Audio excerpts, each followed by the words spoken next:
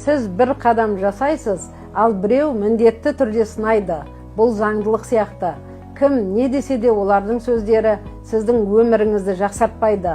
Оларды өзгерте алмайсыз, бірақ өз шешімдеріңізді өзгерте аласыз. Өзгеріс басқаларды тыңдауды тоқтатып, өзіңізге сенген кезде ғана басталады. Мен де көп нәрседен қорықтым, әсіресе ел не дейді деген сұрақтан. Бірақ осы сұрақтың жауабын тапқан сәтте бәрі жеңілдеді. Менің курсымдағы ең маңызды бөлік осы қорқынышпен қалай жұмыс істеу керектігін үйрету. Себебі өзіңізді табу ең үлкен жеңіс. Елдің сөзіне бағынышты болудан шаршадыңыз ба? Қазір әрекет етіңіз. Кванттық серпіліс курсы сізді күтіп тұр. Уақыт аз, жеңілдікті жіберіп алмаңыз.